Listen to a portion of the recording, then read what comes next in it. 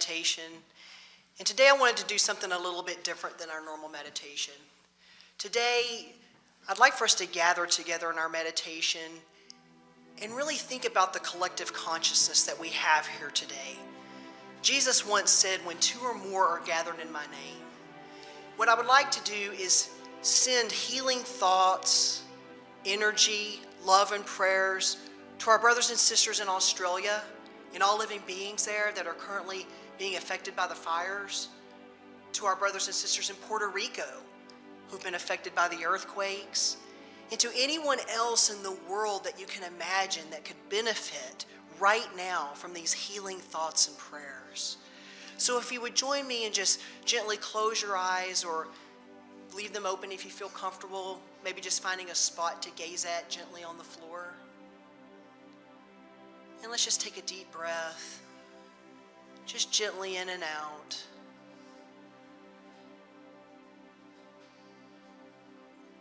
And as we close our eyes and just go into this time of meditation, just imagine that healing white light emanating from beyond this building, encircling the entire planet with just healing and love and peace. And maybe you're not a visual person, but you can feel it. Feel those healing thoughts and prayers emanating from this room as we move into this period of prayerful and healing meditation together.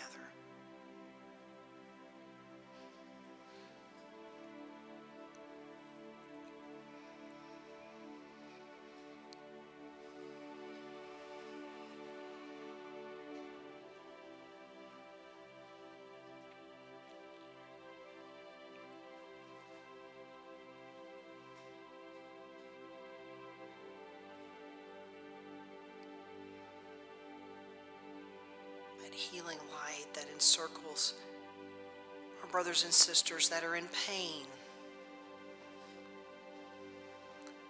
that feel lost, sharing with them the hope that they are and the peace that they are.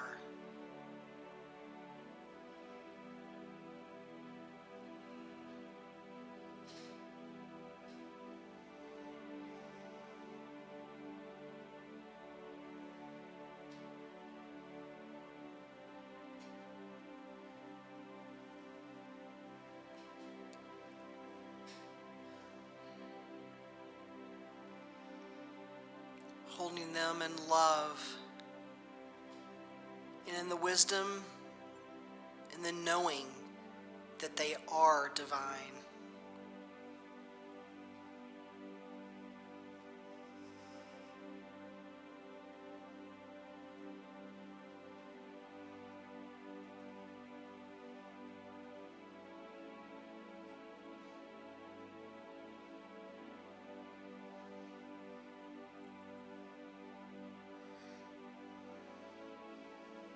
Holding them in joy and harmony.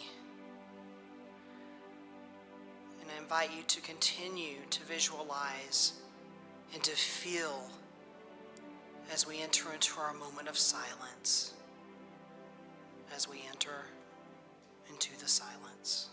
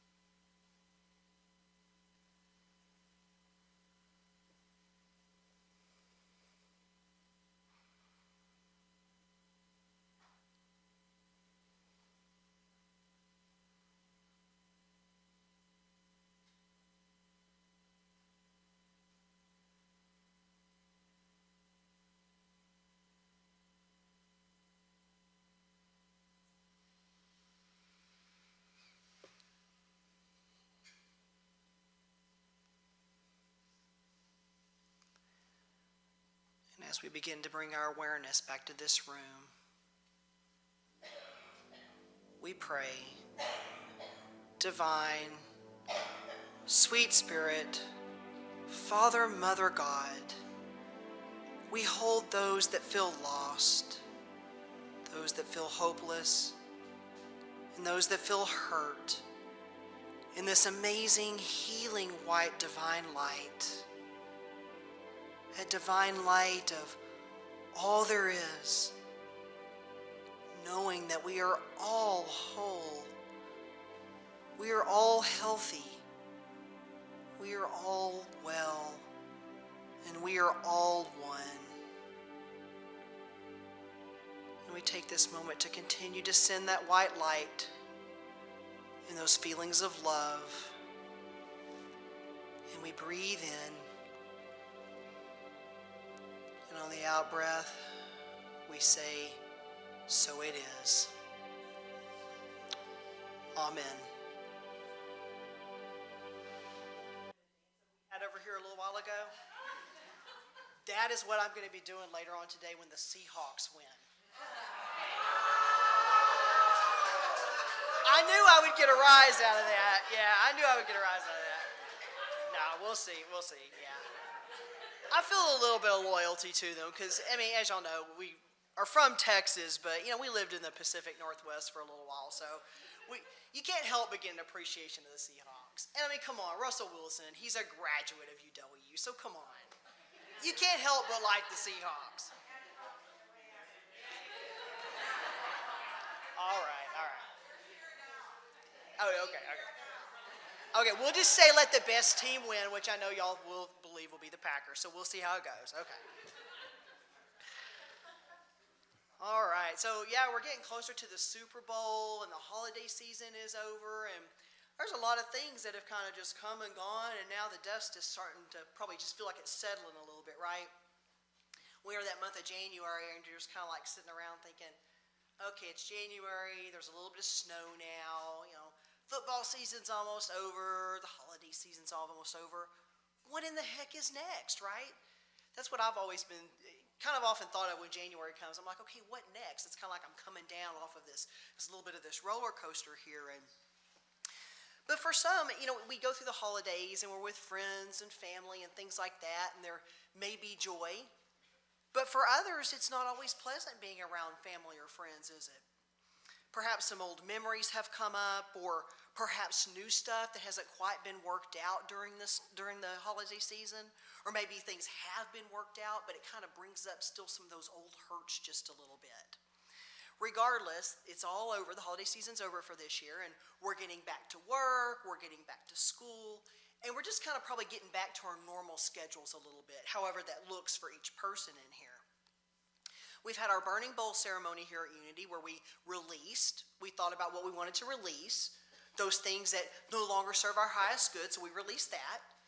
And then we had our white stone ceremony where we set a new intention, and we've practiced these rituals of release and then intention setting for next year, and we may still be thinking to ourselves, okay, what's next? What is it that's really mine to do? It's where we begin to really think about our intentions, and we start to think about maybe the steps that are required to see those through, right? We start kind of thinking about that a little bit. Now, if you're like me, you may be thinking about the intention that you set. That little voice, that oh so familiar little voice kind of starts kicking in a little bit. Kind of starts knocking on the little door there in your head, and you may start asking your questions such as, well, how the heck am I going to accomplish this intention? I've said it, but how am I going to accomplish it? I don't even know where to begin. Or maybe I should have picked something a little bit easier. Because now that I'm looking at that white stone, it makes no sense, or it seems too difficult. So we need to begin to move beyond that voice in our head. And to do that, it often involves a shift in our consciousness. That shift includes the realization that the voice in our head isn't at all who we really are. And you know that voice that starts to kick in and starts to tell you that change isn't possible. That voice that tells you that you're too lazy, that your body is too skinny, packs on a few extra pounds, that you're not educated enough or good enough, not worthy of that promotion, or not even worthy to get a job in the first place. Maybe that you're not good enough for your family or your friends. It can be a multitude of things that voice is trying to tell you. That little voice that's telling you all those untruths. But regardless as to what it's telling you, it's important to know and to remember that you are not that voice. In his book, A New Earth, Awakening to Your Life's Purpose, Eckhart Tolle tells us, what a liberation to realize that the voice in my head is not who I am. Who am I then? I am the one who sees that. In the book, he also talks about his time in grad school, and he mentions, I saw myself as an intellectual in the making, and I was convinced that all answers to the dilemmas human existence could be found through the intellect. That is to say, through the thinking. Now, he admits this was a course of time before he kind of started becoming awakened and before he kind of realized, okay, that's that little voice, that's the ego that's really kicking in there and filling my head just full of stuff that isn't necessarily true. But if we aren't careful, that voice sometimes fills us full of untruths. And as my mom always used to say, fills your head full of baloney. And bologna's not healthy for anybody. That stuff is processed. Y'all stay away from that. It's okay sometimes, but not very often. But anyway. So what about now? What about with us? As I mentioned before, we all know the holidays are over. Our special services surrounding ceremonial release and intention setting, at least here in the church, are over. So what now? How do we prevent ourselves from falling prey to that voice in our head, also known as the intellect or the ego, when it feeds us full of a bunch of bull or a baloney? And that can happen to all of us if we aren't careful. I deal with it too. I cannot tell you how often it pops up in my own head. I'll write a talk for Sunday. I'll feel really good about it. I'll come in here and I'll rehearse it. I'll read it out loud. Before long, I'm walking around with some swag in my walk. I'm like, I've got this down. It's going to be great. It's a good talk. It's exactly what people are going to need to hear. But then I start to think, is there anybody that really cares about that? Maybe they've already heard it. Maybe, what if? There goes the ego, kicking in with those maybes or those what ifs or, that's not what you need to talk about. And the more attention we give the ego, the faster it starts coming. You've given it a platform and it's going to start performing. And it's going to start getting faster and faster. And it's a showboat. The ego is a showboat. It loves attention and it loves to really gear up its game. To really ratchet up that volume several notches when we start to give it attention. That being said, we don't ever want to completely shut it down because it's not all bad. I talk badly about the ego a lot, but it's not all bad. It's important to know that. And in fact, it does have its place in our lives. We just need to make sure that we're able to distinguish between those times it's being useful and those times when it's not. Sometimes it's needed to kind of give us a little kick in the motion.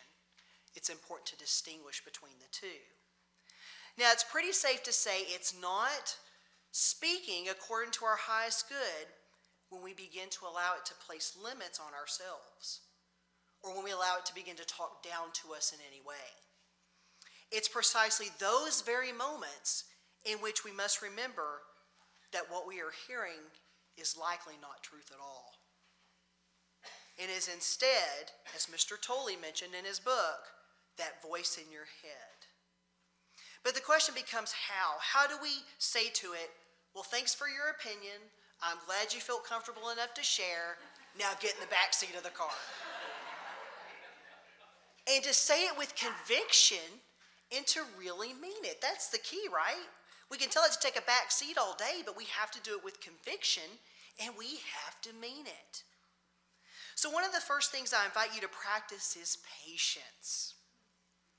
Now this one is something that I'm often not so good with myself.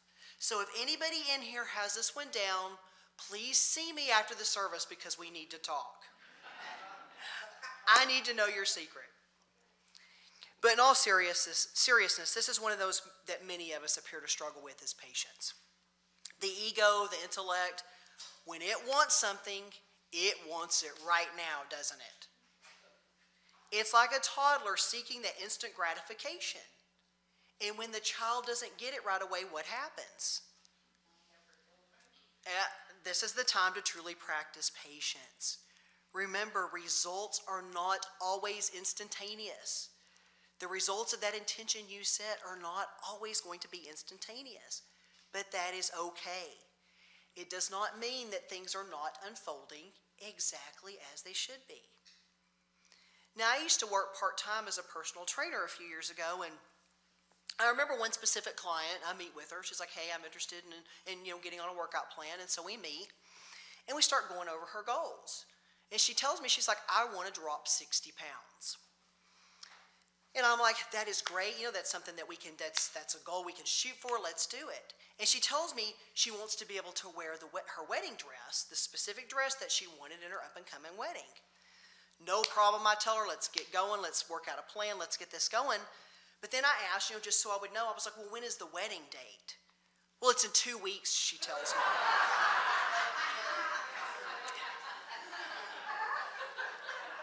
Okay, remember what I said just a minute ago about no problem on the losing 60 pounds? I kind of had to take it back at that point. Expecting to lose 60 pounds in 2 weeks was going to lead to nothing but discouragement on her part. By doing that, she was setting herself up for discouragement. Now, I know most of us in this room probably, hopefully, didn't set an intention to lose 60 pounds in a week or two. Because if you do that, it's not healthy. But the premise is still the same. We must realize that results are generally not going to be instantaneous. Some are, of course, but that's not the case with many, especially when we're setting out to achieve true spiritual growth. It's like with weight loss. Sometimes the slower amount of time it takes, the healthier the path was that you got to getting there, and the greater the chances of keeping it off. And it's almost the same with spiritual growth. The more work we do, the longer sometimes it's going to take, but oftentimes the better chance that it's really going to stick. It all takes time, and we must learn to be gentle and practice that true patience with ourselves. We set our intentions for a reason. During our white stone ceremony, and maybe another time that you set your intention, we set those for a reason. We set them because it was something that we wanted to change about ourselves. Something to better our lives, or something to better the world around us or others around us. This is not the time to sit back and to begin to beat yourself up. Remember that what we put out there tends to come back, at least in some form. The late Unity minister and author James Dillett Freeman once stated, "But if we hold on, if we do not lose heart but persist in effort and prayer, we may find that we have qualities we never guessed we had. God's qualities, divine qualities." And what are those divine qualities? Patience, but not only patience, the ability to know that we will be able to achieve whatever it is that we set out to achieve. And that includes those intentions that you have set for the new year. I'll also invite you to know that the universe has heard your intentions. The universe has heard your intentions, and it's working on it. I invite you to allow the universe to do its work. So let me ask a question. Y'all know I like to ask questions. Let me ask a question. How many of you have ever had a backseat driver in your car? Okay, how many of you have actually been a backseat driver? That's perhaps the biggest question. But for those of you who had one, did you like it? Did you like having somebody tell you where to turn, where not to turn, to speed up, to slow down, in any other annoying direction that they chose to give? It's annoying. It's extremely annoying. It makes you want to stop the car and say, "Get out!" Open up the door, "Get out of here." Well, how do you think the universe feels when you are the backseat driver? No, universe, you're going the wrong way. You're going too slow, universe. You're going too fast. Go faster. Go this way. Go that way. Can you imagine what's going to happen? And let's flip it around. How do you feel when you are the backseat driver?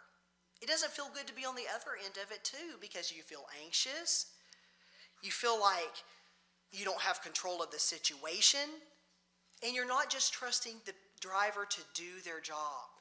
It's the same with the universe.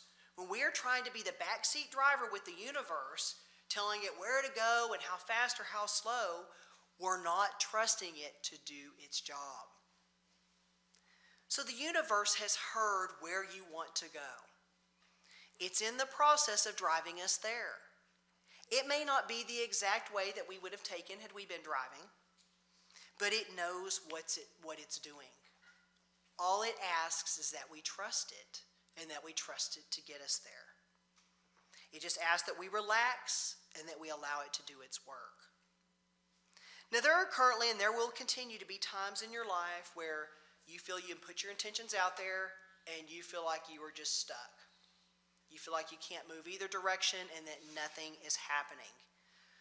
You may not feel heard. You may feel alone. You may feel as if your life is never going to be any different. It doesn't mean that something is not happening, even in those times when it feels like you're stuck. I used to get so frustrated with desk jobs. That was always a true test of mine. I wanted out so badly. I would just sit in that cubicle, staring outside, and dream of being out somewhere doing something different other than sitting at that desk typing away. And it seemed as if I was stuck. I'd put it out there in prayer, and then it seemed like nothing was happening. I felt as if I might as well have been praying to a brick wall. Because I am telling you, it felt like those prayers were just hitting right here, and that was it. Nothing was happening. And years began to eventually go by, and I just felt like throwing in the towel most of the time. I mean, I was kind of right of feeling that way, except I didn't need to throw in the towel on what I wanted, on my intention. I needed to instead throw in the towel as to trying to dictate how it was going to happen.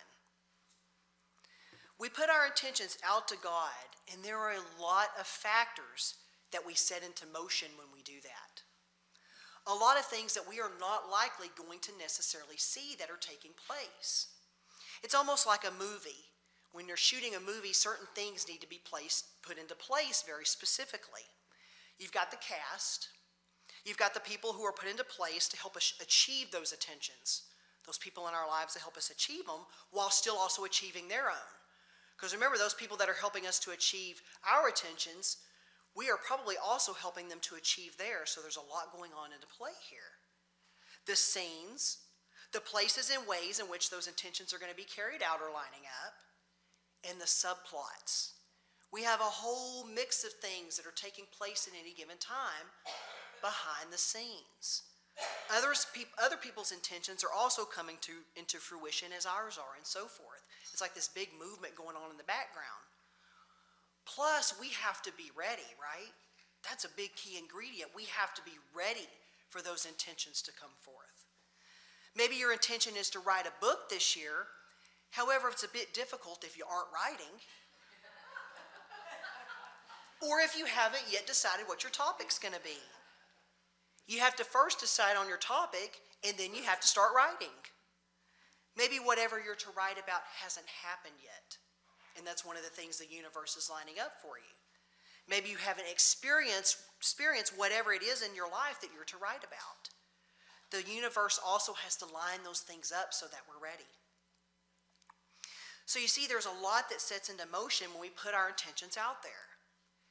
Practicing patience and trusting that the universe has heard our words and is working on it and going to eventually drive us there without our assistance yelling in the background are the key things here.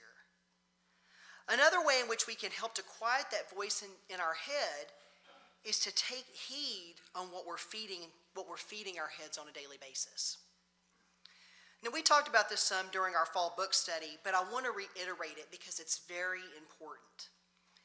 It becomes increasingly difficult to keep ourselves uplifted when we're hanging out down here somewhere, down about the floor level. Now we know we're down here when we are feeling feelings that don't serve our highest good. Those feelings that just make us feel tight. Anger, anxiety, any of those types of things. We hold ourselves down there when we enmesh ourselves in those things that only fuel those feelings and help those feelings to grow. Now, I think I've mentioned this before, but what would happen if you were to walk into a room full of angry people? You're feeling pretty good. All of a sudden, you open the door, and there's a room full of angry people. There's tension in the air. They're yelling. You can just feel it. Even if nothing's being said, you are likely going to subconsciously feel and detect that anger. Stay in that room long enough, and you're likely going to be able to, or begin to feel the same way. Finding yourself feeling angry, maybe even for no reason that you can think of. Feeling yourself get fired up. Now imagine yourself doing this on a daily basis. You're walking into that room full of angry people on a daily basis. What about if the opposite were to happen, however? What if instead you walked into a room full of peaceful and calm people? Even if you walked in angry, you'd eventually find yourself calming down, becoming peaceful like the people in the room and that feeling in the room. So I invite you to just be mindful over what you choose to fill your head on a daily basis. And just make sure you aren't hanging out down here without ever really pulling yourself up a bit. Staying down there can make us start to perceive the world from that vantage point of down here. And when we do, we're not likely to pull it up here to where we can get a much larger picture and a much larger vantage point of what's going on in the world around us. And lastly, as I mentioned before, this is the time where you should be gentle with yourself. You have made a big move and a big decision in your life. You have released whatever it was that wasn't serving your highest good.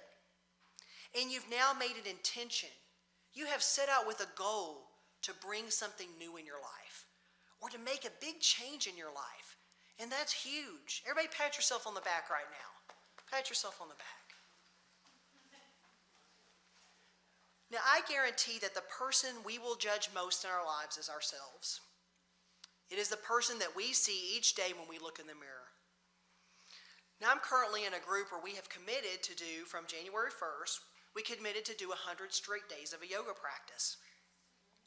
And people were already dropping out by the third day. But when they did this, several of them, as they've dropped out though, they've let everybody know how badly that they have failed themselves by missing one day. One woman in the group even went so far as to call herself a failure. She told us that she tries to stick to it every year, yet every year she fails, she says. She finally just said, "I'm nothing but a failure," and she left the group. Now, people in the group attempted to soothe her and to let her know that she wasn't a failure and that it was okay to start again. But unfortunately, she had already left the group and there was no way to reach her. But in reality, it's not true that she's a failure. Even if she stops her practice 3 days in for 6 years or more in a row, she is not a failure. That is not true. That is nothing more than that voice in her head telling her that she's a failure. And that is simply not true. Change takes time. And it goes back to that inner toddler, that inner child I mentioned earlier. We want what we want when we want it. It's part of that human side of us. And it's often with no exceptions. And we are often so willing to cut ourselves to the bone with words when it doesn't happen right away. And I ask you to please stop doing that if you're doing it. Make that a vow to yourself today when you leave this room to not do that anymore. What happens when we cave into a toddler that throws him or herself on the ground begging for dessert before dinner? What if we say, okay, you can't wait till after dinner for your dessert, here you go. The child doesn't learn. We caved and we gave the child dessert before dinner, so what happens the next time he or she wants dessert before dinner and we say no? The child's not going to understand why. Well, you did it once, why can't you do it again? I've got to have this instant gratification. Dessert before dinner happened once, so let's do it again. But it doesn't mean that we have to ignore that child, does it? It doesn't mean just because the child wants dessert before dinner that we have to ignore him or her. It doesn't mean that we can't acknowledge the child along with their wants and needs. We can do it, it just has to be taught that it doesn't always get exactly what it wants right when it wants it. We just have to retrain the child is all. First, we provide it comfort, and we do so with love and gentleness. We nurture the child. We accept the child in the fit that they're throwing or their desire to want the dessert before dinner. We accept it a part of their growth experience. Children learn best from a gentle, loving hand. It's the same with the voice in our head. It's the same with us. I remember as a child, I wanted this belt buckle with my name on it. It was one of those things in Texas as a kid, everybody wears belt buckles, but kids especially will get ones with their name on them. I don't really know how safe that is nowadays, but anyway. But you purchase the belt buckle and then they would engrave your name on it, and I'd see kids wearing them at school, and I started wanting one. I was like, I've got to have me one of those belt buckles. So my dad one day decides he needs a new pair of boots for work, so he loads me in the car, and we head over to the local Western clothing store. And sure enough, we walk past those belt buckles. Now, I remember begging my dad for one at the time, but he would not cave in at that moment. I wanted a belt buckle, he wouldn't let me have it. Now, I was a bit beyond the age of throwing myself down on the floor, kicking and screaming. But I wasn't happy, and I let my dad know. So he pulls me to the side when we get home, and he says, you're old enough to start learning an allowance. So if you want that belt buckle, save up the money and buy it. And I guarantee you are going to appreciate it so much more. And he was right. He promised me that allowance. I started doing all kinds of things around the house. And I finally earned up enough money to get that belt buckle. He took me to the store, and I remember the clerk handing it to me, all with my name right there on it. And I wore that thing proudly to school. I was telling my teachers, I'm like, look at this new belt buckle. And I remember one of them was like, well, Evin, that's really nice, playing into it. And I remember telling her, beaming with pride, and I bought it with my very own money. But this is part of what we teach that part of us, that ego that wants it right then. Just because we can't have it right that moment doesn't mean that we're never going to get it. And truth be told, we often appreciate it more when we do the work that needs to be done in order to get it. We grow with that work. That work is often where the most growth takes place. And we beam with pride when we've worked for something. We tend to nourish it more also when that happens. You think I was going to let anything happen to that belt buckle? No way. So again, I invite you to be gentle with yourself. Nourish that child, that voice that's within. It doesn't mean you have to cave to its every whim and give it what it wants when it wants it, but you can still nurture it through love, gentleness, kindness, and with patience. So I ask you this question. We've released, we've set our intention, and even if you haven't done those things yet, you can still do them at any time. You will know when the time is right. Let Spirit guide you. But what is next? If you've done those things, what is next for you? You've released, you set your intention. Well, trust me when I tell you that you are ready. You are more ready now than you have ever been before in your life. And look around you. Look at your cheering squad. Perhaps it's in this room, or perhaps it's with your family or friends. Look at your cheering squad. Look at yourself in the mirror. Stop making that person that looks back at you every day as the person that judges you the most, and look at that as your cheering squad. Your path might be straight, or you might have to bushwhack it. It doesn't matter. Either way, you are ready. And we are all waiting for you on the next step of your journey. The question is, are you not only ready, but are you willing to take that next step? Namaste.